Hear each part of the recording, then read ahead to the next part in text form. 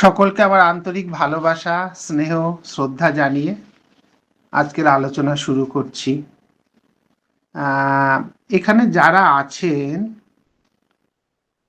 সকলেই আমাদের হোমিও উদ্দীপনাতে থাকতেন এবং বোধহয় সকলের মনে আছে আমি ওখানে এর উপরই আলোচনা শুরু করেছিলাম। সেখানে আমি ডোজ সম্পর্কে বলেছিলাম। যাই হোক,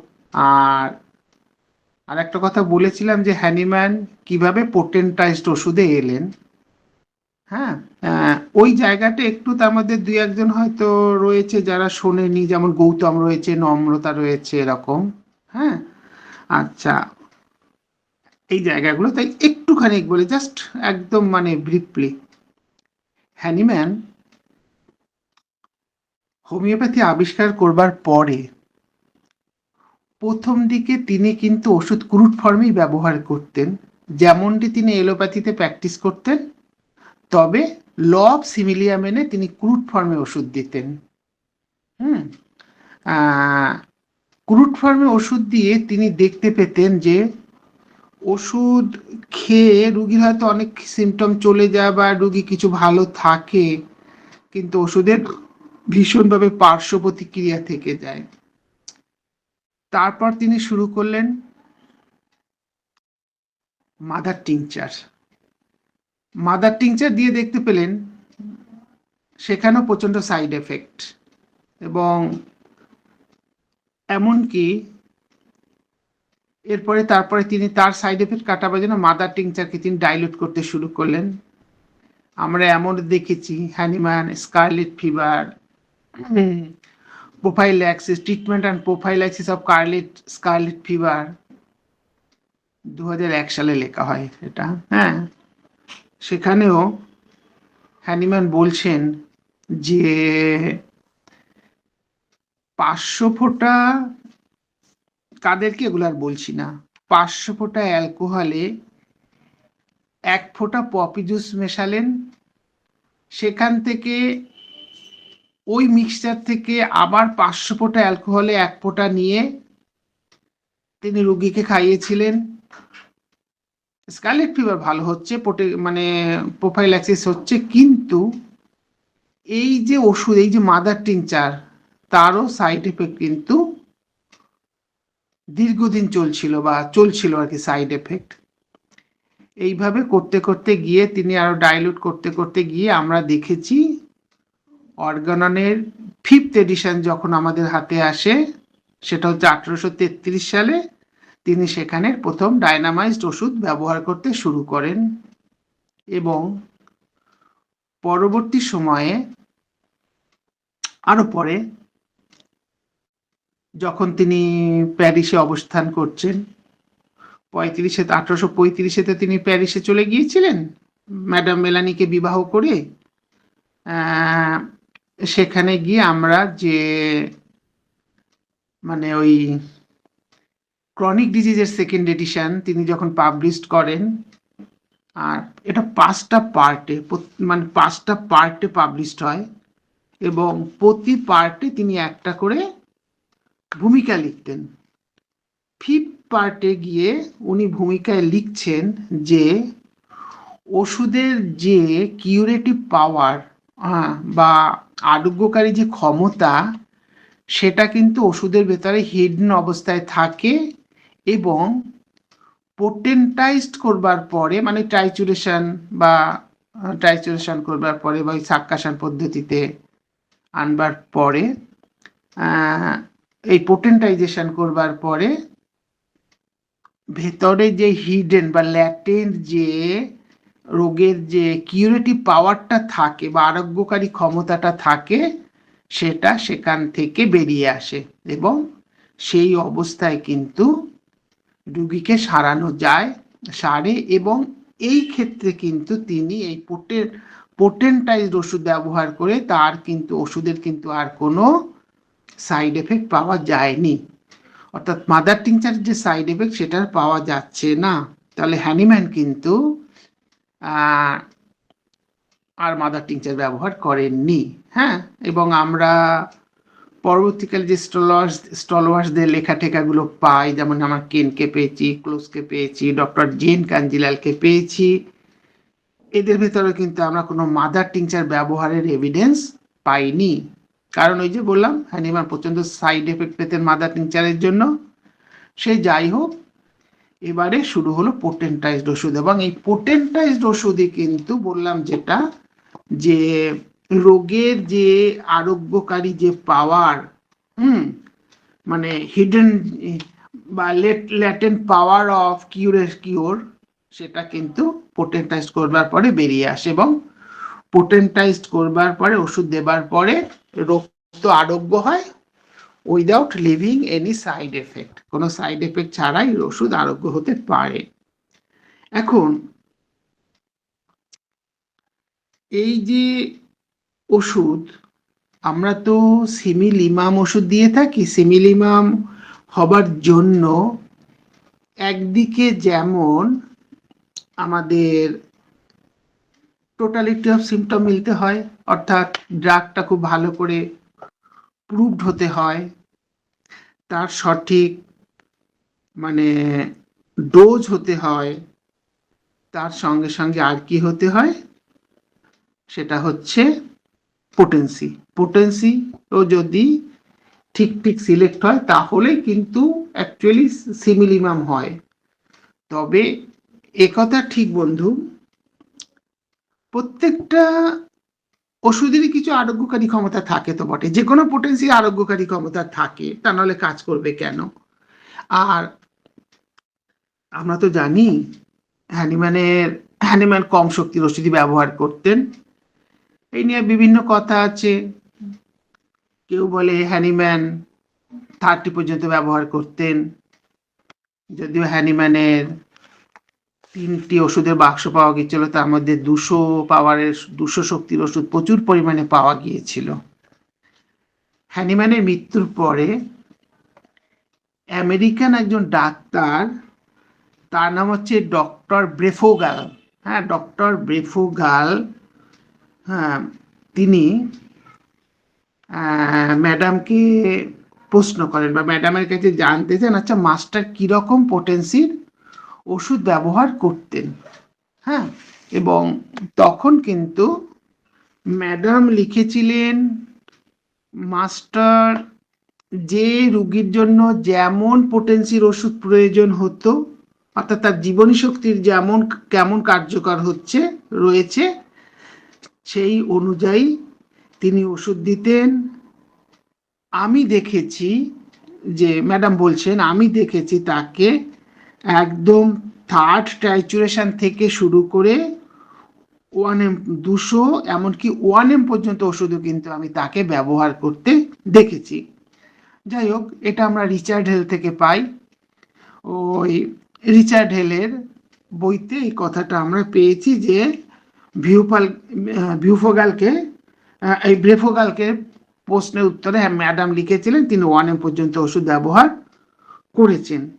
সে যাই হোক, পরবর্তীকালে তো এখন তো আমাদের দেশে তো আমরা তো 1 লাখ পর্যন্ত পোটেন্সির ওষুধ পাই।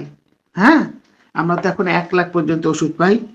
এতে সুবিধাটা কি হয়েছে, আরোগ্য দ্রুত হয়। সঠিক একটা রোগীকে খুব কম পোটেন্সি দিয়ে শুরু করে আস্তে আস্তে বাড়াতে যেতে প্রচুর সময় ব্যয় হতে পারে, কিন্তু আমরা যদি রোগীকে উপযুক্ত শক্তির ওষুধ বা পোটেন্সির ওষুধ দিতে পারি, তাহলে কিন্তু আমাদের আরোগ্যটা দ্রুত হবে, ঠিক সময় হবে।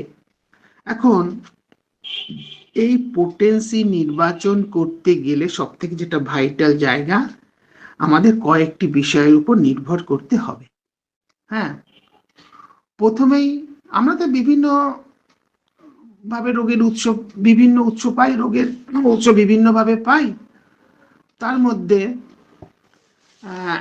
বেশিরভাগই পাই সেটা হচ্ছে, একটা হচ্ছে মেকানিক্যাল ডিজিজ, একটা হচ্ছে ডাইনামিক ডিজিজ। এখন আমরা আমাদের ওষুধ যদি আমাদের রোগ বা উৎস যদি মেকানিক্যাল হয় বা মেকানিক্যাল ডিজিজ যদি হয়, মেকানিক্যাল কারণে রোগের উৎস হলে সবসময় কিন্তু আমাদের উচ্চ শক্তির ওষুধ দিতে হয়। আপনারা কেন্টের মেটিয়া পড়েছেন, এটা তো সবাই জানেন যে কেন্টের সেই মেন্টাল পেশেন্টকে নেকটাম সালফ দিয়ে সারানোর কথা ওনাকে আপনারা দেখেছেন যে একদম সিএম দিয়ে শুরু করেছিলেন। তাই বন্ধু, যখনই আমরা কোনো রোগের কারণ যদি আপনার মেকানিক্যাল ইনজুরি যদি হয়, উন্ড যদি হয়, তাহলে কিন্তু সব সময় উচ্চ শক্তির ওষুধই ভালো কাজ করে এবং উচ্চ শক্তির ওষুধ দিয়েই কিন্তু রোগের ট্রিটমেন্ট শুরু হয়। আমি দেখেছি আঘাতের পরে টিউমার হয়েছে, সেখানে উচ্চ শক্তির ওষুধই ভালো কাজ করেছে, সেখানে টিউমার সারিয়ে দিয়েছে। বা কোনো মেকানিক্যাল ইঞ্জুরি হয়েছে, সেখানে উচ্চ শক্তির ওষুধই খুব ভালো কাজ করেছে এবং করে। আপনারা দিয়ে দেখবেন মেকানিক্যাল ইঞ্জুরিতে উচ্চ শক্তির ওষুধ কাজ করে ভালো। এবং আরেকটা ইঞ্জুরি রয়েছে যেটা আমাদের মানে মেন্টাল শক, বা এটাও এক ধরনের কাইন্ড অফ ইঞ্জুরি, মানসিক আঘাত। এই মানসিক আঘাতও যদি রোগের উৎস হয়, সেখানেও কিন্তু হায়ার পোটেন্সির ওষুধই ভালো কাজ করে। আমরা তো মানসিক আঘাতের জন্য টোটালিটি অফ সিমটম অনুযায়ী নেট্টামিউর দেই, ইগনেশিয়া দেই, স্ট্যাফিসেগ্রিয়া দেই, কস্টিকাম দেই, কোনায়াম দেই। এই সমস্ত ওষুধগুলো কিন্তু উচ্চ শক্তিতেই ভালো কাজ করে এবং উচ্চ শক্তি দিয়েই আমাদের চিকিৎসা হওয়া উচিত। এরপরে আর কি রোগ পাই আমরা? বেশিরভাগই যে রোগটা সব থেকে বেশি যেটা পাই সেটা হচ্ছে আমাদের ডায়নামিক ডিজিজ। আমাদের ডায়নামিক ডিজিজগুলো কি? অ্যাকচুয়ালি ডায়নামিক ডিজিজকে হ্যানিম্যান 3টে ভাগে ভাগ করেছেন এবং আমরা তাই করে থাকি, তাই সেইভাবেই ট্রিটমেন্ট করতে থাকি। সেই ডায়নামিক ডিজিজ কি? সোরা, সিফিলিস এবং সাইকোসিস। হ্যাঁ, তাহলে সোরা হচ্ছে একটা মায়াজমেটিক ডিজিজ, সিফিলিস হচ্ছে একটা মায়াজমেটিক ডিজিজ, সাইকোসিস হচ্ছে একটা মায়াজমেটিক ডিজিজ। তাহলে এই মায়াজমেটিক ডিজিজগুলোর তাদের তো নিজস্ব সিমটম থাকে, সেই সিমটমের উপরে বেস করেই কিন্তু আমরা অ্যান্টি মায়াজমেটিক ড্রাগ দিয়ে থাকি। হ্যাঁ, অ্যান্টি মায়াজমেটিক ড্রাগ দিয়ে মায়াজমকে কাটাই। কারণ আপনারা সবাই পড়েছেন বা শুনেছেন বা আমাদের আলোচনা তো জেনেছেন যে মানে হ্যানিম্যান যেটা বলছে যে একটা রোবাস্ট একটা রোবাস্ট, তার স্বাস্থ্য ভালো, খাওয়া দাওয়া ঘুম সবকিছু ঠিক আছে, হয়তো ঠিক আছে, কিন্তু তার শক্তি যথেষ্ট ভালো। আচ্ছা, সেক্ষেত্রে কিন্তু যতই আমরা ওষুধ দেই না কেন, সঠিক অ্যান্টিমায়াজমেটিক ওষুধ না দিতে পারলে কিন্তু ওই রোবাস্ট ভার্সনও কিন্তু তার শরীর থেকে রোগকে তাড়াতে পারে না। সেই জন্য মায়াজমেটিক ডিজিজের ক্ষেত্রে আমাদের অ্যান্টিমায়াজমেটিক ওষুধ, কনিক বিশেষ করে, কখনো কখনো অ্যাকিউটেও আমাদের, যদি অ্যাকিউটের কারণ হচ্ছে কিন্তু সেখানেও কিন্তু মায়াজমই কাজ করে ব্যাকগ্রাউন্ডে, অনেক সময় ডাইরেক্ট অ্যান্টিমায়াজমেটিক অ্যাকিউটও দিতে হতে পারে, তা না হলে এক্সাইটিং কজ অনুযায়ী আমরা ওষুধ দিয়ে চিকিৎসা শুরু করতে পারি। সে যাই হোক, তবে হ্যাঁ, ওষুধ দেবার ক্ষেত্রে জীবনী শক্তি একটা মুখ্য মানে ভূমিকা গ্রহণ করে। সেটা কিরকম? জীবনী শক্তি যদি বেশ ক্ষমতাশালী হয়, জীবনী শক্তি যদি যথেষ্ট সবল হয়, তাহলে কিন্তু আমাদের সবসময় উচ্চ শক্তির ওষুধ কাজ করে। কিন্তু যেখানে জীবনী শক্তি অত্যন্ত নিচু থেকে নিচু, আরো নিচু হয়ে গেছে, সেখানে কিন্তু আমাদের নিম্ন শক্তির ওষুধ কাজ করে। এইবার একটা কথা বলি, আমি যে আলোচনা করছি আমি কিন্তু 50 মিলিসিমাল নয়, আমি কিন্তু সেন্টিসিমাল স্কেলের ওষুধ নিয়েই আলোচনা করছি। হ্যানিম্যান তো সেন্টিসিমাল এবং পরবর্তীকালে 50 মিলিসিমাল ওষুধের কথা আমাদের কাছে বলেছেন, কিন্তু স্টলওয়ার্টরা স্বীকার করেছেন যে সেন্টিসিমাল স্কেলের ওষুধ অনেক বেশি লজিক্যাল। এটা দেওয়া সহজ, এটা দিয়ে রুগী ফলো আপ করা সহজ হয়। যেমন আপনারা দুটো বিখ্যাত চ্যাপ্টার ডক্টর জেমস টাইলার কেন্টের 35 এবং 34, চ্যাপ্টার নাম্বার 35 এবং 34, 35-এ রয়েছে ওই যেটাকে আমরা 12 অবজারভেশন বলি, হ্যাঁ, সেই জায়গাটা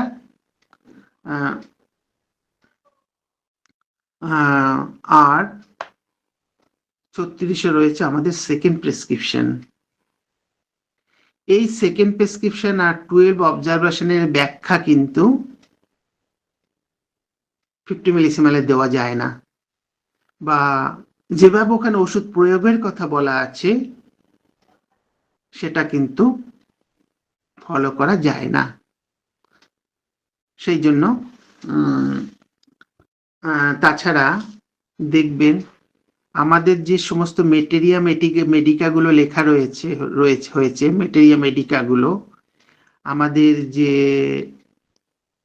রেপার্টরি, আমাদের ক্রনিক ডিজিজ, আমাদের বিভিন্ন লেসার রাইটিংসে বিভিন্ন লেখকের লেসার রাইটিং, হ্যানিম্যানের আছে, কেন্টের আছে, বনিং হোসেনের আছে, হ্যাঁ, বা লেকচার্স অন হোমিওপ্যাথিক ফিলোসফি হ্যানিম্যানের, আমাদের ডক্টর কেন্টের, বা ডক্টর স্টুয়ার্ট ক্লোজের যে জিনিয়াস হোমিওপ্যাথি যে বই রয়েছে, এগুলো সব কিন্তু আপনাদের সেন্টিসিমাল স্কেলের পরিপ্রেক্ষিতে এসব বইগুলো লেখা আছে।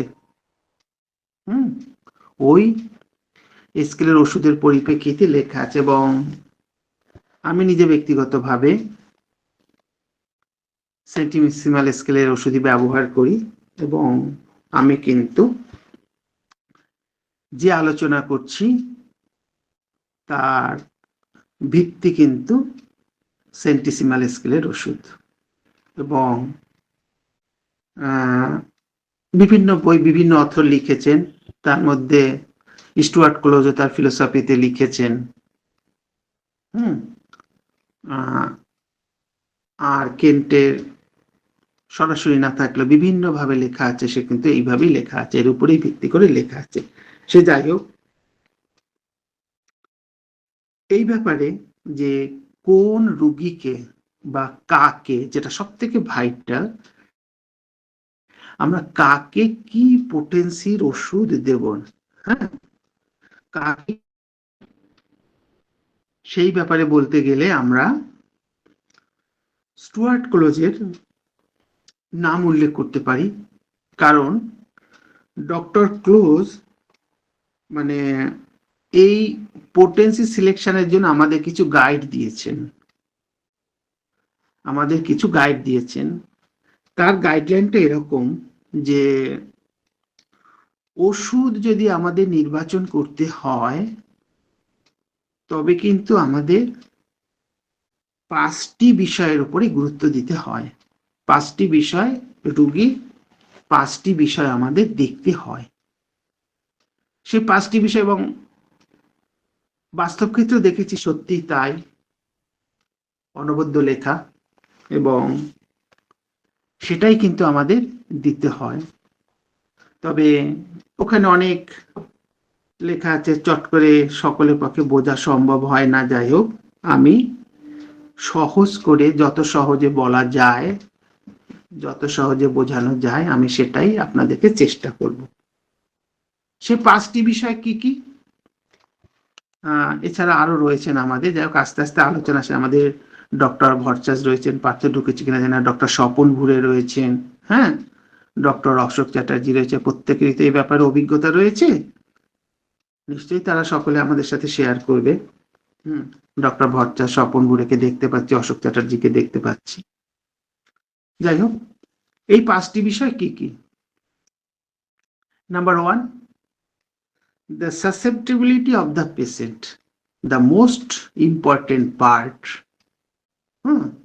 The susceptibility of the patient, পরে আমি ব্যাখ্যায় আসছি। Number 2, the seat of the disease, the seat of the disease অবশ্যই ব্যাখ্যা হবে। the nature and intensity of the disease, 3 নম্বর হচ্ছে the nature and intensity of the disease। 4 number stage and duration of the disease, stage and duration of the disease। এবং number 5, previous treatment of the sick individual who has come to you to treat।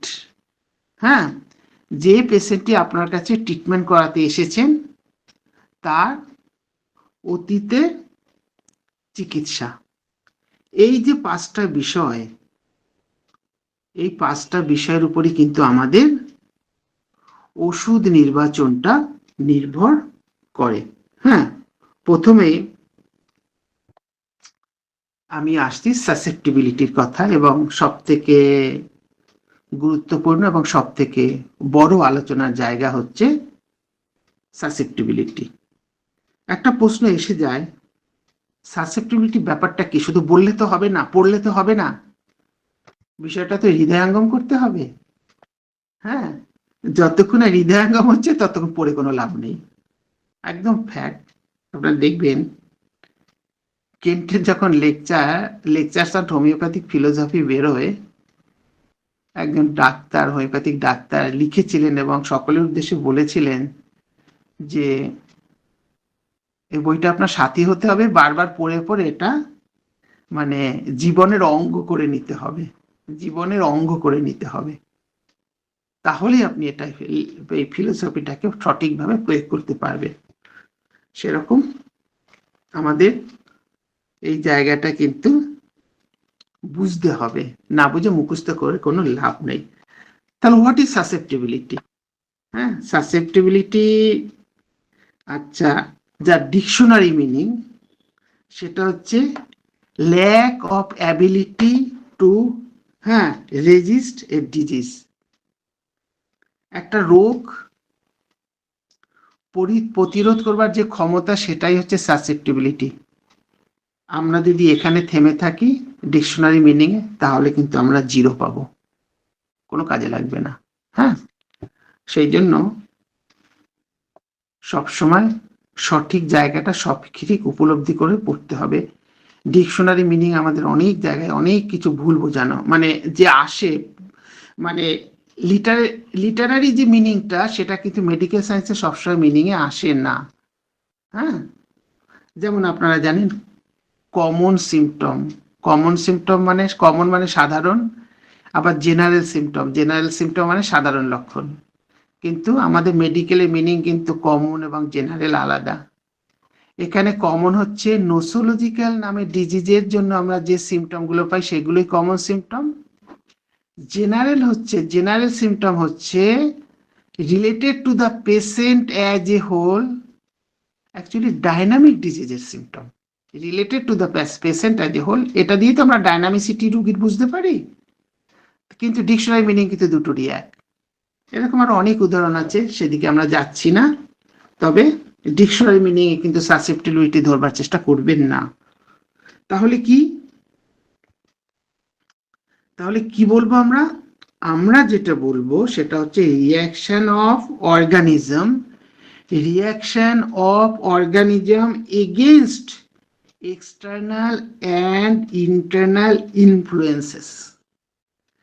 Reaction of organism against external and internal influences, অর্থাৎ কোন একটি বস্তুর মানে বিরুদ্ধে, মানে কোনো কিছু সেটা এক্সটার্নালও হতে পারে ইন্টারনালও হতে পারে, এর এগেনস্টে যে রিয়াকশন হয় আমাদের বডির ভাইটালিটির, সেটাই হচ্ছে susceptibility. External influence,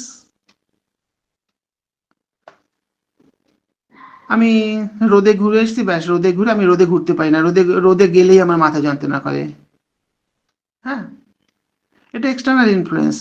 draft of air, draft of এয়ারেই আমার ঠান্ডা, সবসময় ঠান্ডা লেগে যায়, একটু সামান্য ঠান্ডা বেরোলেই আমার ঠান্ডা লেগে যায়, এটা হচ্ছে এক্সটার্নাল ইনফ্লুয়েন্স। কিন্তু ইন্টারনাল ইনফ্লুয়েন্স অটো ইমিউন ডিজিজগুলো, অটো ইমিউন ডিজিজ শরীরের ভেতর থেকেই যা বেরোচ্ছে, ভেতরেই রিয়াকশন হচ্ছে, ভেতর থেকেই রোগ তৈরি হচ্ছে, এটা হচ্ছে ইন্টারনাল ইনফ্লুয়েন্স। যেমন হাইপারথাইরয়েডিজম, পিটুইটারি থেকে বেশি হরমোন বেরোচ্ছে, ব্যাস হয়ে গেল হাইপারথাইরয়েডিজম, তাহলে ইন্টারনালি হচ্ছে সব, ইন্টারনাল ইনফ্লুয়েন্স দিয়ে রোগ আমরা পাচ্ছি। হ্যাঁ, আচ্ছা, তাহলে এই এগুলো হচ্ছে অটো ইমিউন ডিজিজ, তাহলে এগুলো হচ্ছে ইন্টারনাল ইনফ্লুয়েন্স, আর ওই বাহ্যিক যেটা হয় সেটা হচ্ছে এক্সটার্নাল ইনফ্লুয়েন্স।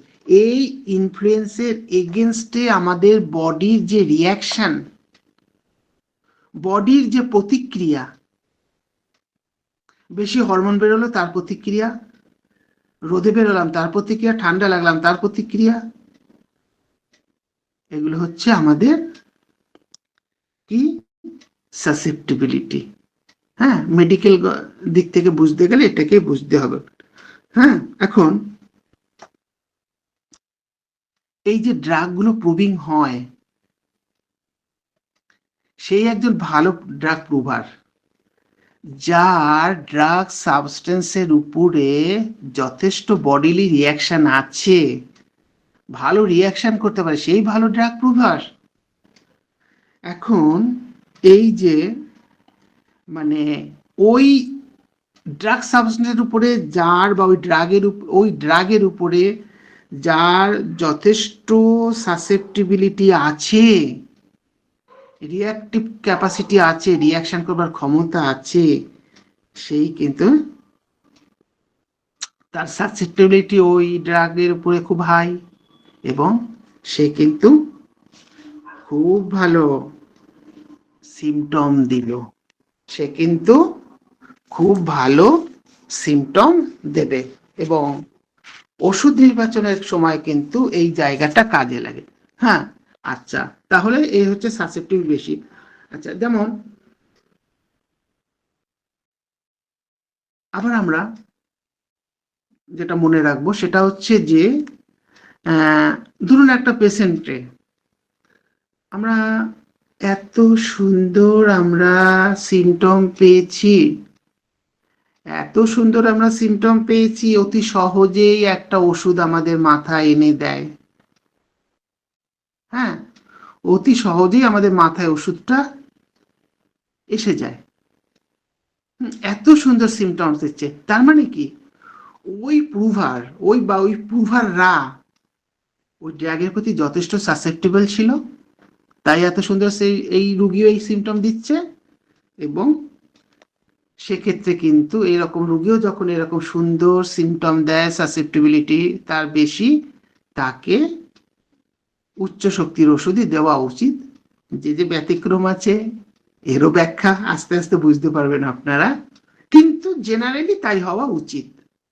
যত ভালো সিমটম পাবো সেক্ষেত্রে আমরা একটু উচ্চ শক্তির ওষুধে যেতে পারি। একটা কথা আমরা বলে থাকি যে higher the susceptibility higher the potency, একদম পোকার মতো কথা, অনেকেই বলতে শুনেছি higher the susceptibility higher the potency. এটাকে একটু সংশোধন করে কি বলতে হবে, higher the susceptibility to a particular medicine higher the potency. আমি এত সুন্দর সিমটম পেয়েছি একটা ওষুধটা একদম আমার চোখের সামনে ভেসে উঠেছে, রুগী এমন সুন্দর সিমটম দিয়েছে, তার মানে কি ওই ড্রাগের প্রতি রুগীর সাসেপ্টিবিলিটি খুব বেশি, তাকে হায়ার পোটেন্সির ওষুধ দেব। একটু ঘুরিয়ে বলি যদি, সেক্ষেত্রে বলতে হবে কি, higher the susceptibility to a disease, higher the susceptibility to a disease, lower the potency. সহজেই রোগে আক্রান্ত হয়। একদম বংশ পরম্পরায় দেখবে সব ক্যান্সারের রোগী, বংশে সব ক্যান্সার আক্রান্ত, ক্যান্সার হয়ে হয়ে সব মরে যাচ্ছে। টিবি টিবি ভর্তি, টিবি শুধু টিবি, তার মানে ওই রোগের প্রতি তাদের সাসেপ্টিবিলিটিটা খুব বেশি, এবং রুগীর একটুতেই ঠান্ডা ফান্ডা লেগে যায়।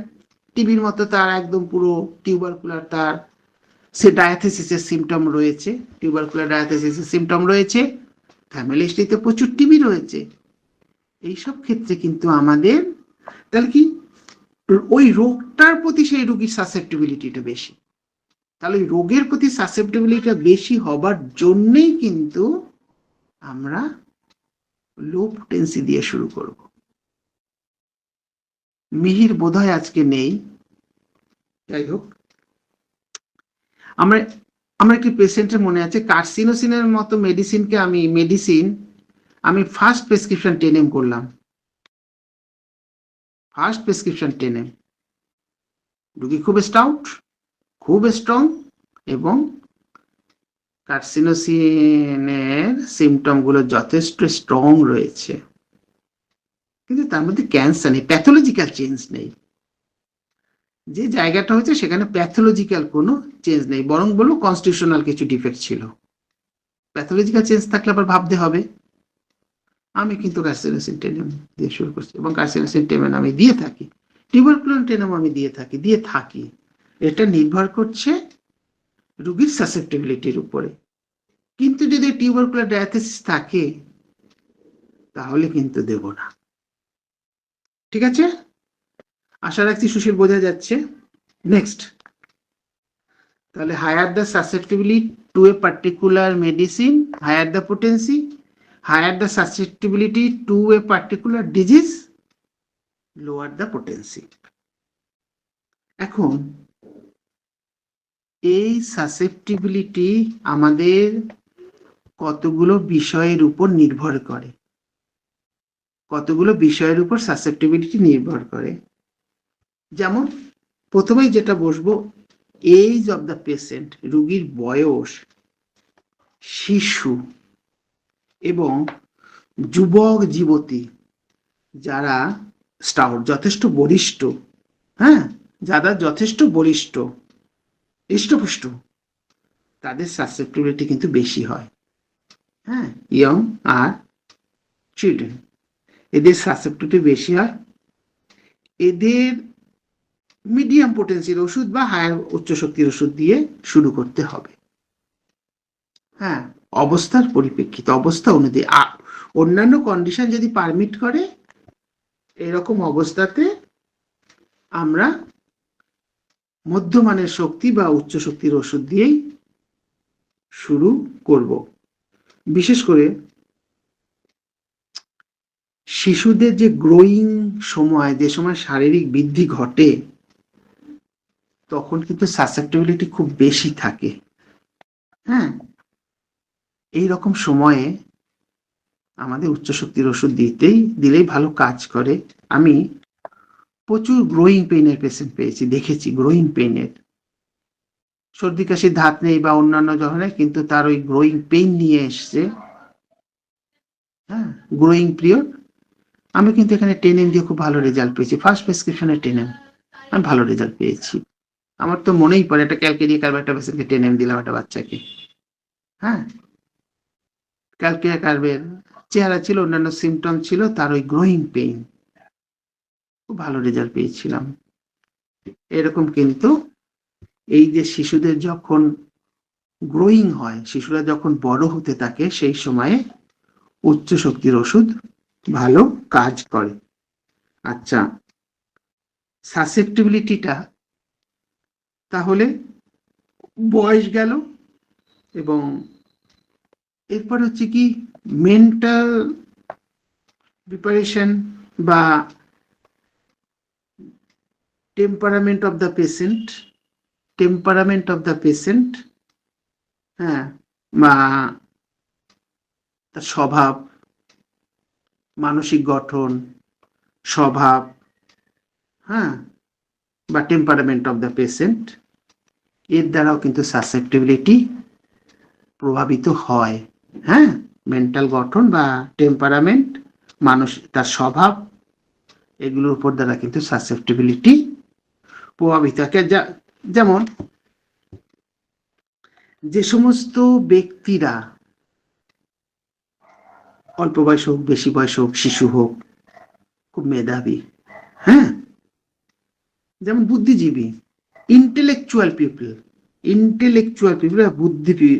বুদ্ধি যাদের আছে, আচ্ছা, যারা ইম্পালসিভ, মানে আবেগ প্রবণ, ভীষণ আবেগ তাদের ভিতরে রয়েছে, ইম্পালসিভ, আবেগ প্রবণ, এবং কিরকম বুদ্ধিটা এত ভালো, এত প্রখর, যে কোনো ব্যাপারে চট করে সিদ্ধান্ত নিয়ে নিতে পারে। একটা ঘটনা ঘটছে, একটা কিছু হবে, একটা কাজ করতে হবে, কি করব, যে চট করে সিদ্ধান্তে পৌঁছতে পারে, বা ওই রকম ইন্টেলেকচুয়াল পিপল, অত্যন্ত ইন্টেলিজেন্ট, এদের সাসেপ্টিবিলিটিটাও কিন্তু বেশি। হ্যাঁ, এদের সাসেপ্টিবিলিটিটাও খুব বেশি। সেই জন্য এইসব রোগীকে উচ্চ শক্তির ওষুধ দেওয়াটাই কিন্তু প্রয়োজন হয়।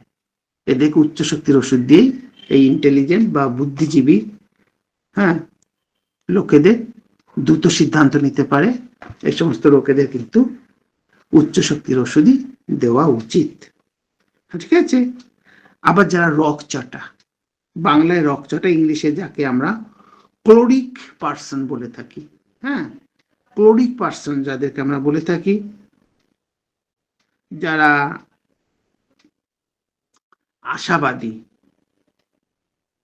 বা নিঃসংশয়, ভয় টয় নেই তেমন, বা স্যাঙ্গুইন টেম্পারামেন্ট, হ্যাঁ, আচ্ছা, যারা জেলাস,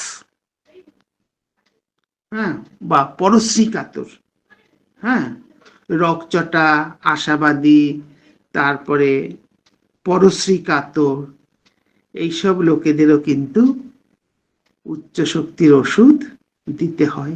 আমাদের মেটিক্লোরিক শব্দটা কিন্তু আমরা বাংলা অনেক জায়গায় পাই, যার অর্থ হচ্ছে রকচটা, বাংলা করলে দাঁড়ায়। তাহলে এই রকচটা মানুষ, ভয় ডর তেমন নেই, পরশ্রী কাতর, এই সমস্ত মানুষগুলোকে উচ্চ শক্তির ওষুধ দিয়ে ট্রিটমেন্ট করাটা উচিত। 30 বা 200, মানে 630 বা এসব নয়, 200 ও 1M দিয়ে শুরু করুন না, হ্যাঁ, তাতে কোনো অসুবিধা হবে না। নেক্সট, কিন্তু যাদের বুদ্ধি কম, ডাল, হ্যাঁ, পড়াশোনা করছে বা অন্যান্য কোনো মানসিক কাজ করছে, কিছু বলা হচ্ছে, বোঝানো হচ্ছে, সহজে চট করে বুঝতে পারে না, হ্যাঁ, চট করে বুঝতে পারে না, কম্প্রিহেনশন ডিফিকাল্ট যাদের আর কি, হ্যাঁ, মানে যারা অলস প্রকৃতির, খুব স্লো,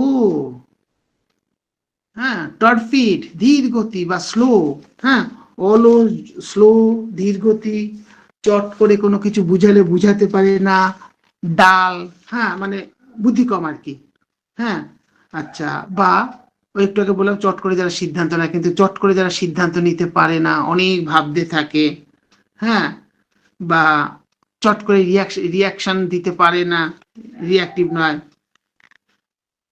কিংবা ধরুন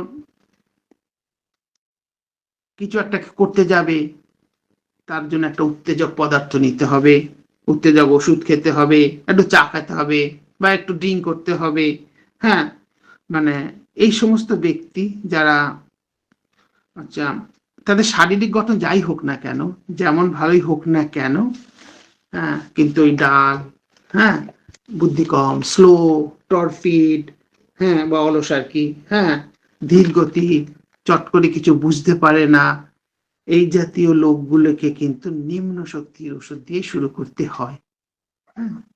আমি তো আমার বেশ কয়েকটা পেশেন্টকে আমার মনে আছে ব্যারাইটেকাপ দিতে হয়েছে। আমি কিন্তু ব্যারাইটেকাপ 200 উপরে তো কখনোই শুরুতে যাই না, 30 দিয়ে শুরু করি।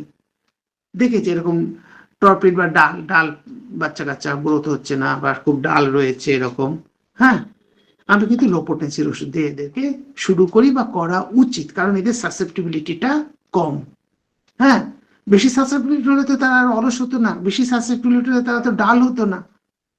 এদের উচ্চ শক্তির ওষুধ দিতে হবে। আবার যারা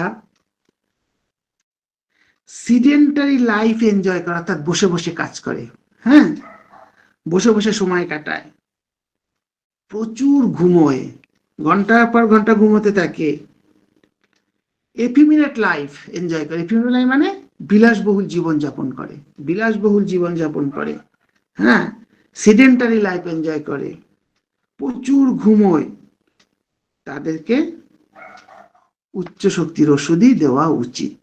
হ্যাঁ, আমরা কিন্তু সব রুগীর প্রফেশনটা নেই, কি কাজ করে, ইন্টেলিজেন্ট কাজ করে না মানে খুব বিলাসবহুল জীবনযাপন করে, কেমন ঘুমোয়, কত ঘুমোয়, এগুলো সব কিন্তু নিতে হয়।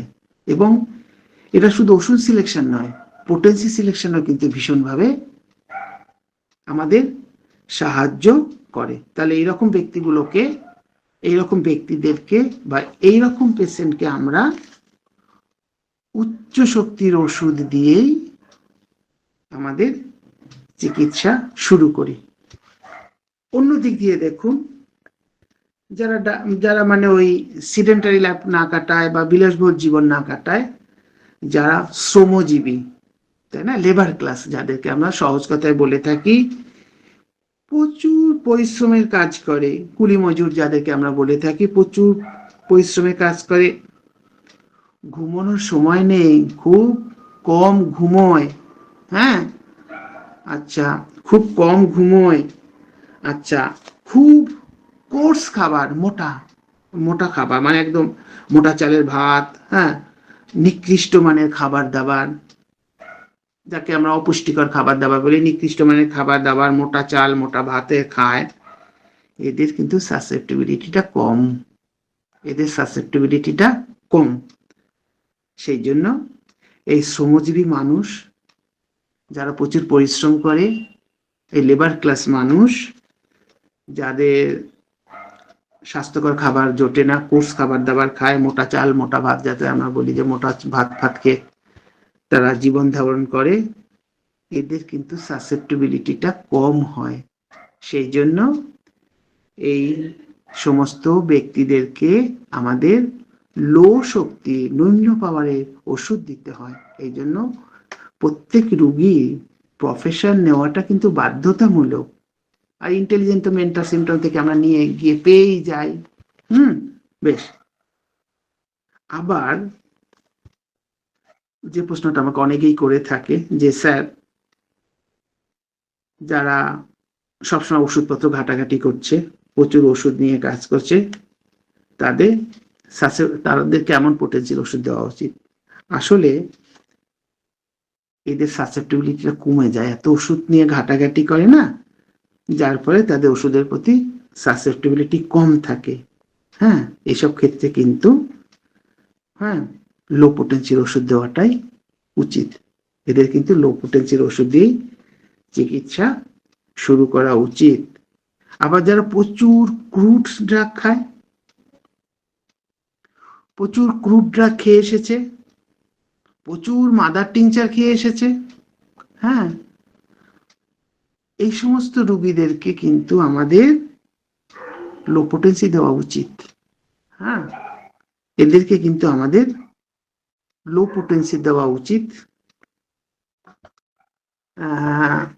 প্রথম অবস্থাতে তো ফাইটাম দেওয়া উচিত। এখানে অনেকেই আছে যারা আমার চেম্বারে থাকে, তারা দেখেছে যে আমি কিরকম পোটেন্সির ওষুধ দেই, এদেরকে কিন্তু লো পোটেন্সির ওষুধ দিয়ে এদের ট্রিটমেন্টটা করা উচিত। তার মানে সব ওষুধ খেয়ে ঘেটে ঘ করে দিয়েছে, সাসেপ্টিবিলিটি কমিয়ে দিয়েছে। যাই হোক, এইবার আসছি জড়বুদ্ধি সম্পন্ন ব্যক্তি, আমাদের মেটেরিয়াল ভাষায়, রেপার্টরি ভাষায় ইম্বিসাইল। হ্যাঁ, ইম্বিসাইল যারা, ডেফ অ্যান্ড ডাউন, বোবা কালা, বোবা কালা, জড়বুদ্ধি সম্পন্ন, বোবা কালা, মানে বধির আর কি, যারা বধির বা বোবা, হ্যাঁ, তাদের কিন্তু নিচু শক্তির ওষুধ দিয়ে শুরু করা উচিত। কেউ হয়তো এসছে হিয়ারিং ইম্প্যান্ট, কানে ঠিক মতো শুনতে চায় না, কানে ঠিক মতো শুনতে পায় না, এদেরকে লোপটনিচির ওষুধ দেওয়া উচিত। অনেক সময় দেখেছি ছাত্ররা প্রশ্ন করে, স্যার একে কেন, এর তো ইঞ্জুরি নিয়ে আসছে, একে কেন আপনি খুব হায়ারে যে গেলেন না, খুব হায়ার দিলেন না কেন? তখন কিন্তু এটা মাথায় রাখি। হ্যাঁ, হায়ার বলতে সেখানেও হায়ার দেয়, লো নয়, সিএম নয়, হয়তো 10M দিয়ে শুরু করলাম। হ্যাঁ, তাতে দেখেছি, আমার এক্সপিরিয়েন্সে আমি দেখেছি তাতে সুবিধা হয়। হ্যাঁ, ভালো কাজ করে এই ডিপ জড়বুদ্ধি সম্পন্ন ব্যক্তি বা ডিপ অ্যান্ড ডাম, হ্যাঁ ডিপ অ্যান্ড ডাম বা বোবাকালা আর কি, যাকে আমরা সহজে বাংলা ভাষায় বলি, এদের ক্ষেত্রে কিন্তু আমাদের নিম্ন শক্তির ওষুধ দিতে হয়। তবে হ্যাঁ, অ্যাকিউট অবস্থায় এসে প্রচন্ড একটা ইঞ্জুরি হয়েছে, অ্যাকিউট অবস্থায় এসে হাইপোটেনসি ভালো কাজ করে, কিন্তু কনস্টিটিউশনাল এফেক্ট অফ উন্ড হয়েছিল, সেখানে তার কনস্টিটিউশনকে এফেক্ট করে রেখে দিয়েছে। দেখবেন একটা রেপার্টরি জেনারেলিটিতে একটা রুব্রিক আছে, উন্ড কনস্টিটিউশনাল এফেক্ট অফ। হ্যাঁ, এসব ক্ষেত্রে কিন্তু রোগীর অন্যান্য বিষয়গুলো ভাবা উচিত। চট করে একবার অত উচ্চ দিকে না গিয়ে একটু চিন্তা করা উচিত, একটু চিন্তা করবেন আপনার, সেখানে ইন্টারমিউ আছে, সব ল্যাকেসিস ফ্যাকেসিস বোধহয় আছে সব, যাই হোক। আচ্ছা, আবার এই যে সাসেপ্টিবিলিটি, এটা কিন্তু রোগীর প্যাথোলজিক্যাল কন্ডিশনের উপরে নির্ভর করে। হ্যাঁ, প্যাথোলজিটা কিন্তু দেখতে হয় কেমন প্যাথোলজিক্যাল চেঞ্জ নিয়ে রোগী আমাদের কাছে এসছে। আচ্ছা, আমার কাছে একটা রেপার্টরি রয়েছে,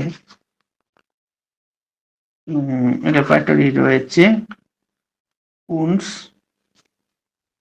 কনস্টিটিউশনাল এফেক্ট, কেন্টের রেপার্টরিতে, হ্যাঁ সব রয়েছে ওষুধগুলো, কার্বোভেজ রয়েছে, hepar sulphur, iodum, lachesis, ledum, natrum mur, nitric acid, phosphorus, এরকম স্টাফিসেগ্রিয়া, বেশ কিছু ক্রনিক অ্যান্টিমায়াজমেটিক ওষুধও রয়েছে উন্ড কনস্টিটিউশনাল এফেক্ট। হ্যাঁ, রুব্রিকটা এরকম আছে। হ্যাঁ, মানে মূল রুব্রিক হচ্ছে উন্ডস, সাব রুব্রিক হচ্ছে কনস্টিটিউশনাল এফেক্ট অফ। সিমটমটা কিন্তু ভীষণ গুরুত্বপূর্ণ। আমি সিমটমটা বারবার কেন বললাম, আমরা কিন্তু এরকম প্রচুর রোগী পাই যে ওই আঘাতের পরে কিন্তু সে আর কখনো ভালো হয়নি। হ্যাঁ, যদি এখানে আইনিকে নেই, কিন্তু এগুলো মাথায় আনতে হবে, কারণ রেপার্টরি কিন্তু পূর্ণ জিনিস নয়, রেপার্টরিতে কিন্তু সবকিছু হয় না। হ্যাঁ, আর্নিকা, নেটামসা, স্যার আরেকবার একটু রুব্রিকটা বলবেন? হ্যাঁ, উন্ডস।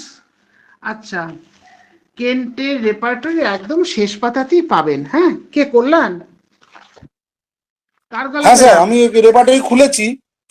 হ্যাঁ, আচ্ছা, রেপার্টরি কেন্ট তো, কেন্ট খুলেছে তো। আচ্ছা, জেনারেলিতে চলে যাও উন্ডে যাব না? উন্ডস চলে যাও, উন্ডস পেয়েছো? একদম লাস্ট পাতা স্যার। লাস্ট পাতা, একদম লাস্ট পাতায় পাবে, বাদিকে। হ্যাঁ, লাস্ট পাতা ডান, আচ্ছা লাস্ট পাতার আগের পাতা। হ্যাঁ স্যার, পেয়েছি পেয়েছি পেয়েছি, 1422 পেয়েছি স্যার, হ্যাঁ, 1422 আচ্ছা, পেয়েছি স্যার। ওখানে দেখো পরপর সাবডিভিশনে চলে দেখো কনস্টিটিউশনাল হ্যাঁ এফেক্টস আছে অফ। স্যার, আছে স্যার, আছে স্যার। হ্যাঁ, এটা কিন্তু খুব গুরুত্বপূর্ণ, আমরা প্রচুর কনস্টিটিউশনাল এফেক্টের রুগী পাই, আমি এই জন্য এটা বললাম আর কি। হ্যাঁ, কনস্টিটিউশনাল পেয়েছে তো, সবাই জেনে হ্যাঁ স্যার, রেখো। পেয়েছি। হ্যাঁ, কোন কনস্টিটিউশনাল এফেক্টস অফ। আচ্ছা, যাই হোক, খুব গুরুত্বপূর্ণ রুব্রিক, ওই জন্য আমি কথাটা বারবার বললাম, কারণ এর উপরে কিন্তু অনেক অনেক রুগী আমাদের কাছে আসে। যাই হোক, যেটা বলছিলাম যে সাসেপ্টিবিলিটি রোগীর প্যাথোলজিক্যাল কন্ডিশন দ্বারাও নিয়ন্ত্রিত হয়। হ্যাঁ, প্যাথোলজিক্যাল কন্ডিশন দ্বারাও নিয়ন্ত্রিত হয়। যাই হোক, মানে একটা রোগীর রোগের শুরুতে রোগীর জীবনী শক্তি যথেষ্ট ভালো থাকে, রোগে শুরু হয়েছে তো সবে, যথেষ্ট ভালো থাকে, তাহলে তার সাসেপ্টিবিলিটি বেশি আছে। হ্যাঁ, ভালো। কিন্তু এই রোগটা যত এগোতে থাকে তার সাসেপ্টিবিলিটি কিন্তু তত কমতে থাকে, রোগীর দুর্বল হতে থাকে, তার জীবনী শক্তি কমতে থাকে। হ্যাঁ, জীবনী শক্তি দুর্বল হতে থাকে, এবং তাহলে জীবনী শক্তি দুর্বল হওয়ার সঙ্গে সঙ্গে সাসেপ্টিবিলিটি কমতে থাকে। তাহলে একটা রোগের শুরুতে আমরা যে ওষুধটা দিতে পারতাম, রোগ যত এগিয়েছে তার মানে সাসেপ্টিবিলিটি কমে গেছে, লো পোটেন্সি, এই তখন লো পোটেন্সি। ধরুন আমার কাছে একটা জ্বর নিয়ে এসছে, আমরা অনেক সময় বহু রুগী পাই, দেখবে রোগে 18 দিন 20 দিন সব ভুগে আসছে, তখন কিন্তু সেই রোগীকে লো পোটেন্সিতে যাওয়া উচিত, 30-40 দিয়ে, আমি অন্তত, এবং সেটাই উচিত। জীবনশক্তি তাদের কমে গেছে, কিন্তু জ্বর কালকে হয়েছে আজকে এসছে, একটা আমার হয়তো মানে একটা ওই নন মায়াজমেটিক, যেখানে ওষুধ বেলেডোনা, একোনাইট, এরকম সব ওষুধ এসছে, প্রথমে 200 দিলেও কিন্তু পরবর্তী সময় কিন্তু ওই আরো কম। টাইফয়েড, যেমন টাইফয়েড তো প্রথমে বুঝতে পারি না,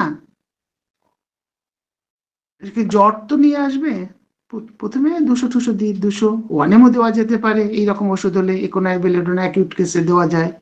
কিন্তু কেসটা যত এগিয়ে যাবে তখন যদি আপনার কাছে, যেমন টাইফয়েডের সেকেন্ড উইকে এসছে, যেখানে কার্ফোলজি শুরু হয়ে গেছে, অনেকটা এগিয়ে গেছে, রুগীর সেন্স অনেক কমে গেছে, হ্যাঁ, রুগী বিছনা খুঁজছে, হ্যাঁ, এইসব সময় কিন্তু আপনাকে লো পড়ছে 630 এরকম ওষুধ দিয়ে শুরু করা উচিত। সেক্ষেত্রে কিন্তু 200 থেকেও কমে যাওয়া উচিত। প্রথম অবস্থায় 1M দেওয়া যেতে পারে। আবার অনেক সময় আমরা দেখতে পাই যে কোনো একটা ড্রাগ সাবস্টেন্সের তার পয়জনাস এফেক্ট এসছে, হ্যাঁ, রাস পয়জনিং হতে পারে, আর্সেনিকাম পয়জনিং হতে পারে, এবং আমরা তো সেই পয়জনিংকে, ওই পয়জনকেই পোটেন্টাইজড অবস্থায় দেই, তো ওই পয়জনকে কাটাবার জন্য ওই পয়জনের পোটেন্টাইজড ওষুধ দেই, সেক্ষেত্রে কিন্তু হায়ার পোটেন্সি একটু দেওয়া উচিত। রাস পয়জনিং হয়ে এসছে, নাক্স পয়জনিং হয়ে এসছে, তাতে কিন্তু হায়ার পোটেন্সি, পোটেন্টাইজড হায়ার পোটেন্সি দিতে হবে, হ্যাঁ, অ্যান্টিডোট করবার জন্য, ওই পয়জনটাকে অ্যান্টিডোট করবার জন্য হায়ার পোটেন্সি। আবার যে সকল পেশেন্টরা খুব সেন্সিটিভ, ওভার সেন্সিটিভ, আপনার সেই 12 অবজারভেশন 8 অবজারভেশন, যেখানে ইডিওসিনকেসির কথা বলা আছে, ইডিওসিনকেসি মনে পড়ে সুশীল? ইডিওসিনকেসি, যে some patient proves every medicine that he take, যা ওষুধ নিচ্ছে এরকম আছে প্রুফ করে দেয়, আর ওই ইডিওসিনকেটিক অ্যাগ্রাভেট হয়ে যায়, যা ওষুধ খাচ্ছে তার অ্যাগ্রাভেট করে যাচ্ছে। যদিও প্রথম অবস্থায় বোঝা খুব কষ্টকর হয়, তবে আমার সৌভাগ্য, আমি যে 2টো ইডিওসিনকেটিক পেশেন্ট পেয়েছিলাম, জীবনে 2টো পেয়েছি মাত্র, তারা এসেই বলেছে যে ডাক্তারবাবু আমি কিন্তু হোমিওপ্যাথিক ওষুধ খেতে পারি না, খেলেই ভীষণ ভাবে বেড়ে যায়, যা ওষুধ খাই না কেন এত কষ্ট বেড়ে যায়, থাকতে পারি না। বা যেসব রোগী আসে, এটা নির্ভর করছে অবশ্য আসলে ডাক্তাররা এত বেশি ডোজ দিয়ে দেয়, কিন্তু যদি সিঙ্গেল ডোজের ওষুধ যদি খেয়ে থাকে রোগী, অতি অবশ্যই সে যদি হাইপার সেন্সিটিভ হয়, তাকে কিন্তু লো পোটেন্সির ওষুধ দিতে হবে, ঠিক আছে? তাকে কিন্তু লো পোটেন্সির ওষুধ সবসময় দেওয়া উচিত, বা লো পোটেন্সিয়াল ওষুধ দিয়ে শুরু করতে হবে। হ্যাঁ, আমি যে দুটো পেশেন্ট পেয়েছিলাম তার মধ্যে একটা ছিল ক্যালকেরিয়া কার্ভের পেশেন্ট, আর একটা ছিল পালসিটিলার পেশেন্ট। হ্যাঁ, স্মেলিং স্মেলিং করানো হয়েছিল, এবং হ্যানিমান বলেছেন, এবং আপনারা বোধহয় পড়েছেন হ্যানিম্যানের লাইফ হিস্ট্রিতে। হ্যানিম্যান একটা জায়গায় বলছেন 1833 খ্রিস্টাব্দ থেকে বছর দিয়ে তিনি সব রোগীকে ওষুধে স্মেল করাতেন, এবং স্মেল করিয়ে খুব ভালো রেজাল্ট পেতেন। আর এখানে অ্যাগ্রাভেশনের হবার সম্ভাবনাটা থাকে না সেরকম। যা সব ওষুধই যেখানে অ্যাগ্রাভেট, আমি কি করে বুঝবো আগে থেকে যে এই ইডিওসিনক্রেটিক পেশেন্ট, আমার পক্ষে বোঝা সম্ভব নয়, কারোর পক্ষে বোঝা সম্ভব নয়। আর এর কোনো প্যারামিটারও নেই মাপবো, কিন্তু রুগীর কথা যে ওষুধ খেলেই বেড়ে যায়, বা আপনিও যদি দেখেন যে ওষুধ দিয়েছেন খাচ্ছে আর বেড়ে যাচ্ছে, তখন কিন্তু আমাদের এই লো পোটেন্সির ওষুধ দিয়ে শুরু করতে হয়। হ্যাঁ, আচ্ছা, যাই হোক, এখন আর একটা কথা তো বলেই দিলাম যে রোগের কারণ আগেই বলেছি, যে যদি মানসিক হয়, যেমন গ্রিফ, ইন্ডিগনেশন, মর্টিফিকেশন, হ্যাঁ, এই সমস্ত রোগীর সাসেপ্টিবিলিটি বেশি থাকে। হ্যাঁ, গ্রিফ কি সবাই জানেন? কেউ কেউ যদি না জানে তবে একটু বলছি। সামথিং লস ফর এভার, কোনো একটা জিনিস হারিয়ে গেছে, জীবনে কোনোদিন আর ফিরে পাবো না, এর জন্য যে দুঃখ, এর জন্য যে দুঃখ, হ্যাঁ, sadness due to something loss forever, এর জন্য যে দুঃখ, সেটাই হচ্ছে আমাদের গ্রিফ। বাবা মারা গেছেন, মা মারা গেছেন, এদেরকে তো ফিরে পাওয়া সম্ভব নয়, এটা গ্রিফ। সন্তান মারা গেছে, এর জন্য যে দুঃখ, সেটা হচ্ছে গ্রিফ। আর ইন্ডিগনেশন, অ্যাঙ্গার ফ্রম ইনজাস্টিস, অনিয়ম হয়েছে, ইনজাস্টিস, অবিচার হয়েছে, তার জন্য যে দুঃখ, তার জন্য যে রাগ। হ্যাঁ, anger and sadness due to injustice. হ্যাঁ, ইনজাস্টিসের জন্য কেউ নতুন জায়গায় চাকরি করতে গেছে, অন্যরা সকলে তারপরে মানসিক টর্চার করছে। বিয়ে হয়ে গেছে শ্বশুর বাড়িতে, সেখানে গিয়ে সে অবিচার পাচ্ছে, এগুলো হচ্ছে ইন্ডিগনেশন, অবিচারের শিকার। আর মর্টিফিকেশন, অ্যাঙ্গার ফ্রম ইনসালটেশন। হ্যাঁ, sadness and anger from insultation, insult করেছে, এই জন্যে তার যে দুঃখ, যন্ত্র, এটা মর্টিফিকেশন। যদিও indignation and mortification are the opposite side of the same coin, একই ব্যাপার, আলাদা দেখবেন যে একই ওষুধপত্র আছে, মর্টিফিকেশন একটু বেশি আছে কিন্তু ইন্ডিকশনে কম আছে, কিন্তু একই ব্যাপার। এবং অনেকেই জানে আমার একটা এই একটা মর্টিফিকেশনের একটা পেশেন্টের কথা। আমি বলেছিলাম একটি ছেলে খুব অসুস্থ, পড়াশোনা টোনা ঠিক করতে চাইছে না, সব সময় একটা দুঃখের মধ্যে থাকে, সব সময় একটা মেলানকলির ভেতরে ডুবে থাকে, মেলানকলিক মুড তার। হ্যাঁ, ছেলেটি একটা সময় পড়াশোনায় প্রচন্ড ভালো ছিল। এরকম ঘটনা কেন ঘটলো? ক্লাস 10-এ ওর এক বন্ধুর দিদির বিয়েতে গিয়েছিল। হ্যাঁ, বিয়ে বাড়িতে সেই বন্ধুর মা আর কি বলছে যে ও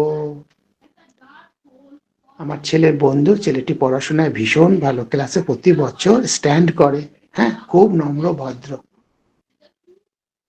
চট করে একদিন বলছো আর কতদিন থাকবে, ওর বাবা একটা মাতাল, মদ খেয়ে বাড়িতে আসে, ওর মাকে মারধর করে, অশ্লীল ভাষায় গালাগালি করে, ওর পক্ষে কি ভালো থাকা সম্ভব?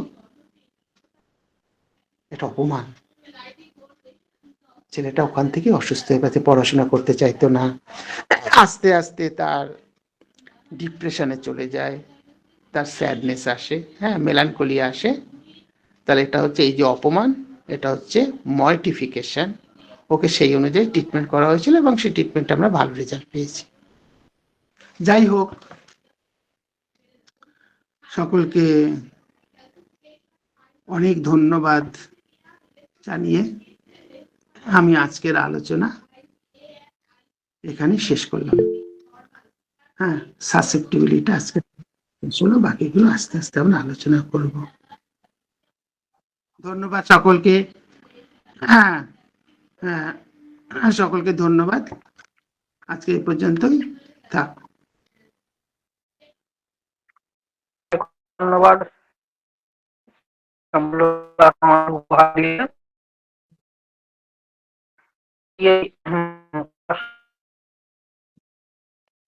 হবে কারণ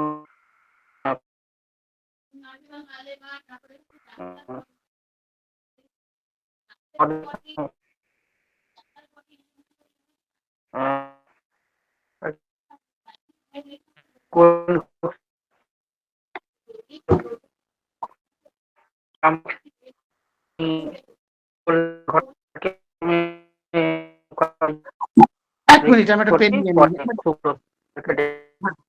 আমি একটু পেন নিয়ে নেই, পেন। হ্যাঁ, সঙ্গে পেন নেই।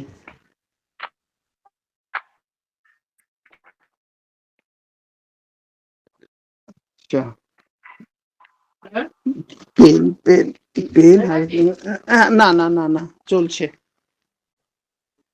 প্রশ্ন উত্তর রয়েছে। আচ্ছা, হ্যাঁ, প্রশ্ন। স্যার প্রশ্ন করি তাহলে। আমি একটা কথা বলছি, এই প্রশ্নের উত্তর যার জানা থাকবে সেই দিতে পারে। স্বপন রয়েছে, ডক্টর ভট্টাচার্য রয়েছেন, হ্যাঁ, পার্থ রয়েছে বোধহয়, জানি না। আরো যারা যারা রয়েছেন, যার জানা আছে সেই উত্তর দিতে পারেন। বাবা, সুব্রত আজকে আলোচনাতে অনেকবার সুব্রত মুখটা দেখলাম। হ্যাঁ, যাই হোক, সুব্রত ভালো লাগছে, অনেকদিন বাদে তোমার মুখটা দেখলাম ফেসবুকে। আচ্ছা, ফেসবুকে নয়। হ্যাঁ বলো। হ্যাঁ স্যার, বললাম যে স্যার আপনি আগে একবার বললেন যে যে সমস্ত পেশেন্টরা মাদার টিংচার অনেকগুলো বা মাদার টিংচার খেয়ে এসছে, তাদেরকে লো পোটেন্সি দিয়ে শুরু করতে বা প্রথমে ফাইটাম দিয়ে শুরু করতে। হ্যাঁ, ফাইটাম তো দিতেই হবে, ওষুধের অ্যাকশন কাটাবার। স্যার আমার শেষ করি প্রশ্নটা। তারপরে লাস্টের দিকে বললেন যারা রাস পয়জনিং হয়ে এসছে বা যারা নাক্স পয়জনিং হয়ে এসছে, এইরকম ক্ষেত্রে পেশেন্ট গুলোকে হায়ার পোটেন্সি দিয়ে শুরু করতে হবে। তাহলে স্যার আমরা জানি mother tincture is a crude poison, নাক্স mother tincture মানে হলো কুচেলার একদম ক্রুড পয়জন। তা সেক্ষেত্রে এই দুটো একটু কন্ট্রাডিক্ট করছে না স্যার? এটা জায়গাটা যদি একটু ভালো করে বুঝিয়ে বলেন। আচ্ছা, শিওর। সবাই তো পুরো পয়জনাস হয়ে আসে না, আস্তে আস্তে আস্তে আস্তে ডাইনামিক অবস্থায় চলে আসে অনেকেরই ব্যাড এফেক্টটা। হ্যাঁ, সেক্ষেত্রে লো পড়েছে, কিন্তু হঠাৎ আজকের খেয়েছে। আমি এরকম একটা পেশেন্ট পেয়েছিলাম, একোনাইট, বুঝলে, তখন আমি ছাত্র। হ্যাঁ, আমি তখন ছাত্র, তখন বুঝতাম না কিছু। ওষুধের রিপ্রেজেন্টেটিভ, ডায়রিয়া হয়েছে, ডায়রিয়া হবার পরে একই দিন এসে এই আধ ঘন্টা পর পর 15 ফোঁটা করে সে একোনাইট মাদার টিংচার খেয়েছে। খাবার পরে শুরু হয়ে গেছে কনভালশন। ঠিক আছে, শুরু হয়ে গেছে কনভালশন, বমি, আরো নানান রকম সমস্যা। তাকে প্রথমে এনআরএস নিয়ে গেল, এনআরএস ফেরত দিয়ে দিয়েছে, নেয়নি, হোমিওপ্যাথিক ওষুধ খেয়েছে। কি বিচ্ছিরি অবস্থা। হোমিওপ্যাথিক হসপিটালে, ক্যালকাটা হোমিওপ্যাথিক হসপিটালে নিয়ে গেছে, কেস নেয়নি। মেডিকেল কলেজ অবশ্য নিয়েছিল। হ্যাঁ, যাই হোক, তখন আমি এত বুঝতাম না, আমি তখন বোধহয় সেকেন্ড ইয়ার কি থার্ড ইয়ারের ছাত্র। তাহলে ওই দিনটাতে সে ওষুধ খাবার জন্যে, হ্যাঁ, তার যে মারাত্মক পয়জনাস এফেক্ট হয়েছে, এটা হচ্ছে পয়জনাস এফেক্ট হয়ে এসছে এই অবস্থাতে তাকে কিন্তু হায়ার পোটেন্সি দিতে হয়, সেটা কুচিলা হোক, নাক্স হোক বা একোনাইট হোক। কিন্তু দিনের পর দিন খেতে খেতে খেতে খেতে তার যখন পুরো ডাইনামিক অ্যাকশনই শুরু হয়ে গেছে, তখন লো পোটেন্সি দিতে হবে। দীর্ঘদিন খেয়েছে তখন তার সেটা সেই শুধু পয়জনাস এফেক্ট নেই, তার একদম ডাইনামিক এফেক্ট এসে গেছে বডিতে, তখন এই মাদার টিংচার খেতে খেতে ডাইনামিক এফেক্ট এসে গেছে, তখন লো পোটেন্সি শুরু করতে হবে। বুঝতে পেরেছো? হ্যাঁ স্যার, খেয়েছে সঙ্গে সঙ্গে ভায়োলেন্ট এফেক্ট, পয়জন, বিষক্রিয়া ঘটে গেছে। ঠিক স্যার, ঠিক। হ্যাঁ, আর ওটা হচ্ছে আস্তে আস্তে আস্তে ডাইনামিক এফেক্ট এসেছে। এই হচ্ছে পার্থক্য দুটোর, আমার কথার পার্থক্য হচ্ছে এই জায়গাটা। ঠিক স্যার, ওকে, থ্যাংক ইউ। আরেকটাকে হাত তুলেছিল।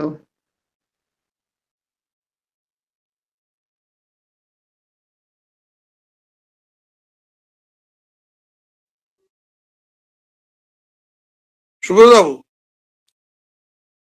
সুব্রত, হ্যাঁ স্যার। কেমন আছো? স্যার ভালো আছি। আপনার স্যার শরীর ঠিক আছে? আছি মোটামুটি। আমার সামনে মাসে আরেকটা অপারেশন হবে, মার্চ মাসে। স্যার প্রথমে আপনাকে আমি আমার প্রণাম জানাই। আপনার আলোচনা শুনে খুব সমৃদ্ধ হয়েছি, যে আস্তে আস্তে আস্তে পুরো আলোচনাটা শুনেছি। স্যার আমার একটা কোশ্চেন, আপনি বলেছিলেন আপনি সেন্টিমেন্ট পোটেন্সি বেশি ইউজ করেন। ধরুন একটা পেশেন্ট অনেকগুলো ওষুধ খায়, নিয়মিত খায়, হাইপারটেনশনের, সুগারের, থাইরয়েডের, এই অবস্থায় আমার কাছে এসছে 5-7 বছর পরে। এর ক্ষেত্রে স্যার কি আমি ওই সেন্টিমেন্ট পোটেন্সি দেবো? লো পোটেন্সি দিয়ে শুরু করা উচিত, 6 বা 30। হ্যাঁ, স্যার নিয়মিত এলোপ্যাথি খাচ্ছি আমি, ধরুন 3টে ডোজ দিলাম, 3-4টে ডোজ দিলাম, দিয়ে ওয়েট করবো? অবশ্যই দেখবে। তুমি আমার চেম্বারে এসছো, দেখেছো আমি কিন্তু এসব ক্ষেত্রে 30-র উপরে সাধারণত যাই না। হ্যাঁ, আমি 30 দিয়ে থাকি প্রথমে শুরু, তারপর আস্তে আস্তে বাড়াই, 201 এরকম চলে যাই আস্তে আস্তে, কিন্তু শুরুটা কিন্তু 30 দিয়ে করি আমি। এই যে কদিন আগে একটা বেশি আচ্ছা স্যার। 6 দিয়ে শুরু করেছি, 6 ফসফরাস 6 দিয়ে শুরু করেছি। আচ্ছা স্যার, আর একটা কোশ্চেন, ধরুন একটা পেশেন্টকে আমি রাস্টক্স 200 দিয়েছি, হ্যাঁ, পায়ের ব্যথা কমেছে, অ্যাকুট পেশেন্ট, কিন্তু পরের সপ্তাহে আবার 2-3 দিন বাদে মানে কমে গিয়েছিল, কিন্তু আবার সেই সানের গন্ডগোল করেছে, আবার তার রাস্টক্স এর লক্ষণ হয়েছে। কিসের আমি গন্ডগোল কি করে? করব? কিসের গন্ডগোল মানে ধরুন করেছে? আবার ঠান্ডা লাগিয়েছে, সানটান করার গন্ডগোল করেছে, আবার সেই রাস্টক্স এর লক্ষণই ফিরে এসছে এক আচ্ছা, সপ্তাহের মধ্যেই। আচ্ছা, প্রথম কথা আগে দেখতে হবে যে পেশেন্টরা সাসেপ্টেবল টু কোল্ড কিনা। হ্যাঁ, যে ও মাঝে মাঝে এরকম ঠান্ডা লাগে কিনা। যদি দেখা যায় যে মাঝে মাঝেও ঠান্ডা লাগে, তাহলে তো সাসেপ্টেবল টু কোল্ড। হ্যাঁ এক্ষেত্রে সে তো আলাদাই। হ্যাঁ, এক্ষেত্রে কিন্তু তাকে অ্যান্টিমায়াজমেটিক ট্রিটমেন্ট শুরু করা উচিত, কনস্টিটিউশনাল অ্যান্টিমায়াজমেটিক দিয়ে শুরু করবে। কিন্তু আজকে হঠাৎ একটু বৃষ্টিতে ভিজেছে, তার ঠান্ডার ধাত পাত কিছু নেই, আজকে বৃষ্টিতে ভিজেছে, বেশ ঠান্ডা ফান্ডা লেগেছে, ঠান্ডাটা গেছে গেছে, পরের সপ্তাহে আবার ঠান্ডা লেগেছে, সেখানে তুমি এক কাজ করতে পারো, ওয়ানেমো দিতে পারো, কিংবা ওই রাস্টক্স 200টা জলে দিয়ে বেশ কিছুটা সাক্কাশান করে নিয়ে ওখান থেকেই সামান্য পরিমাণে তাকে খাওয়াতে বসে, 1 ফোঁটা 2 ফোঁটা বা হাফ চামচ 1 চামচ, দেখেছি তাতে ভালো রেজাল্ট হয়। কিন্তু কনস্টিটিউশনাল কিন্তু বারবার ফিরে আসবে রাস্টক্স খাওয়ালে। যেমন একটা পেশেন্ট বারবার ঠান্ডা লাগছে, সে যতবারই ঠান্ডা লাগে সে বেলেডোনার সিমটম দিচ্ছে, তুমি বারবার বেলেডোনা দিচ্ছ, সে ভালো থাকছে, আবার ঠান্ডা নিয়ে ফিরে আসছে, বেলেডোনা তার কাজ করবে না, তাকে তার কনস্টিটিউশনাল ওষুধ দিতে হবে। সে লাইকোপোডিয়া, এই ক্যালকেডিয়া কার্বো হতে পারে, বা অন্য কোনো কিছু ওষুধ হতে পারে। হ্যাঁ, ঠিক আছে, বেশ, ঠিক আছে। ধন্যবাদ। আমরা ক্লাসের শেষ পর্বে চলে এসেছি। এখানে ডক্টর সত্যব্রত ভট্টাচার্যের কিছু কথার দিয়েই আমরা ক্লাস আজকের মতো শেষ করব। স্যার, আপনি কিছু প্লিজ বলুন।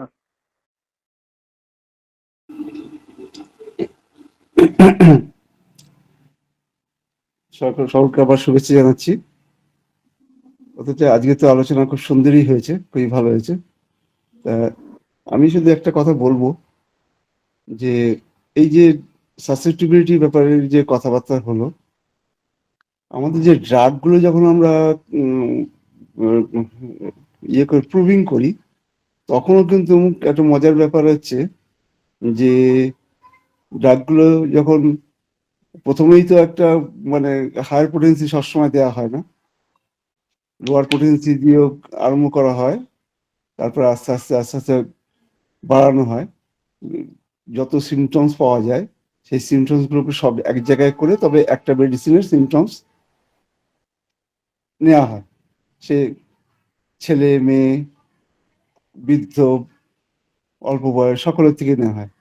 এইবার দেখা যায় যে যখন ড্রাগ প্রুভিং হয় তখন লোয়ার পোটেন্সিতে কিন্তু সব রকম সিমটমস পাওয়া যায় না, বেশিরভাগই কমন সিমটমস কতগুলো পাওয়া যায়। যেমন ক্যালকেরিয়ার যদি করা হয় তখন দেখা যায় তার ভিতরে বেলেডোনা, রাস্টক্স এরকম ধরনের সমস্ত অ্যাকোনাইট এরকম বেশ কিছু কমন সিমটমস গুলো পাওয়া যায়। আবার তার সাথে বড় উপরে উঠলে পরে আরেকটু স্পেসিফিক সিমটমস আসলো, কিছু কিছু অল্প স্বল্প মেন্টাল সিমটম আসলো। এই ক্ষেত্রে যত হায়ারে যাওয়া যায় তত বেশি কিন্তু মেন্টাল সিমটমস গুলো খোলে। এবং আমরা যে কথাটা বলি যে ড্রাগ ডার্ক পার্সোনালিটি, মানে খুব হায়ার পোটেন্সিতে যখন ডার্ক প্রুভিং করা হয় তখন এই বিশেষ বিশেষ সিমটমস গুলো দেখতে পাওয়া যায়। যে মনে করো যে সে যেমন দেখা যায় যে একটা মানুষের মানে আর্থিক ক্ষতি হয়ে যাচ্ছে, সেই সেই দুর্ভাবনা তার ভিতরে আসছে। এটা আমরা ইয়েতে পাই, ফ্লোরে পাই, আবার আর্নিকাতেও পাই। এই যে একটা বিশেষ যে মেন্টাল সিমটম যেটা খুব রেয়ার, একটা কি দুটো মেডিসিনের মধ্যে পাওয়া যায়, এইরকম জিনিসগুলো আসে। এইগুলো এই যে আমরা যখন কোনো পেশেন্টের ভিতরে এরকম রেয়ার সিমটমস গুলো পাবো, তখনই কিন্তু অন্যান্য আমাদের যে আলোচনা হয়েছে সেই আলোচনাগুলোর সঙ্গে এটা একটা যুক্তির ব্যাপার যে এই পেশেন্টগুলোর কিন্তু তোমার মানে হাইপার কি বলে সাসেপ্টিবিলিটি খুব বেশি আছে, বেশি ধরনের, যার জন্য তারা এই ধরনের সিমটমস গুলো তাদের ভিতরে আসছে। সুতরাং সেসব ক্ষেত্রে আমাদের মেডিসিনটাও কিন্তু সেরকম পোটেন্সিটা ওইরকম হায়ার বিবেচনা করতে হবে। এই সাসেপ্টিবিলিটির ক্ষেত্রে কিন্তু এই জিনিসটা আমাদের একটু নজর রাখার দরকার। আর অন্যান্য যা যা বলেছেন তো সবই যে আমরা শুনলাম, খুব সুন্দর, খুব ভালো আলোচনা হয়েছে। ধন্যবাদ সবাইকে। ধন্যবাদ ডক্টর ভট্টাচার্য। হ্যাঁ, সুন্দর বললেন।